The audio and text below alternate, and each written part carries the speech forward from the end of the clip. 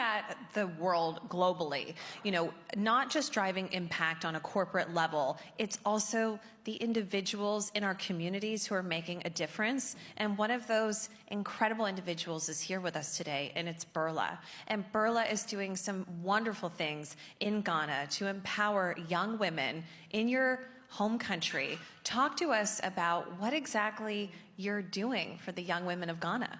Thank you so much, and greetings to everyone. In my country, I speak Ghan, so I say Minganyefe, and that means greetings to you all. But thank you again. And, well, my name is Berla Mundi. I'm a broadcast journalist. I work with Media General in Ghana. It's the #1 broadcast station in the country, and I've done this for 12 years. Now, along the line, I realized that a lot of young women were inspired by what I do, and they'd always come to me and say, Berla, I want to become like you. I want to be a broadcast journalist. And I'd ask them a very simple question. Why do you want to become a broadcast journalist? And most of them just didn't have an answer. Most of them will say that, well, I mean, you look nice on TV, you always have nice hair, nice makeup, you wear some of the coolest clothes, and so I think I could try that. And I'd look at them and tell them, well, that's just 2% of the actual work. There's a lot more that goes into becoming a journalist in the first place. You have to do a lot of research, you have to go to school, you have to sacrifice so much. Are you ready to do that? And they're like, well, if you can just put me in front of the camera, I think that would be fine. So over time, I realized that there was some disconnection. Yes, I was on there, I was inspiring, but how was I inspiring these young women? Was it for them to become a second-rated version of me?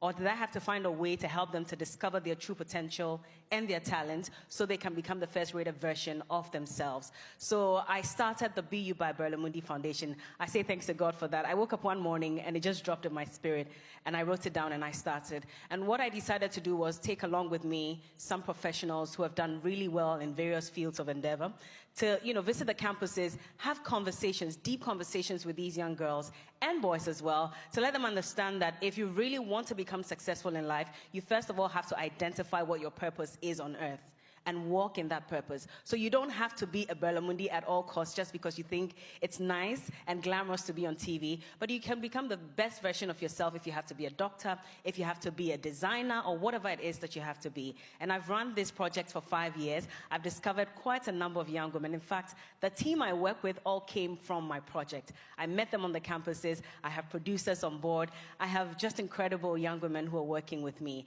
And we've discovered quite a number of people. We've had some support from various industries as well. And I must say that so far, so good. I've got so many people who have come to me and say that because of this project, I think I've discovered what I really want to become, and I'm pursuing that relentlessly. And that's what gives me fulfillment.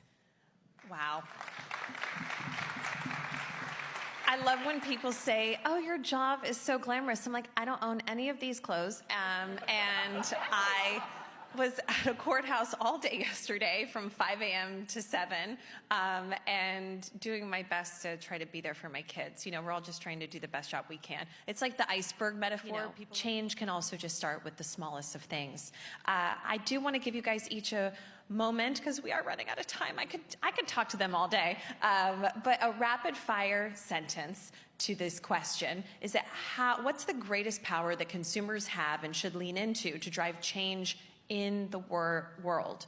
Berla, we were talking about that earlier. Yes, we were, and I was just telling you, and this is just a few minutes, but I'll try and summarize it. So for me, as a brand ambassador as well, because that's also one of the jobs that I do, I realized that a lot of the brands that come to me because I appeal to a certain audience and the needs of that particular audience. And so what I want to tell consumers is you have the power of choice.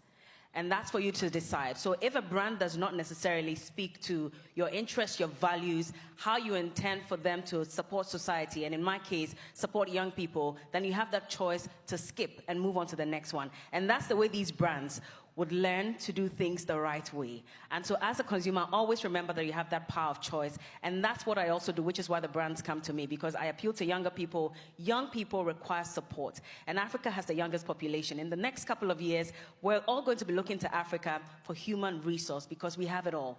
So as a consumer and as an audience, you always have to remember that if this is the direction that young people intend to go, you also have to tailor your brand and your services to suit that if you still want your brand to stay afloat. Thank you. So I would tell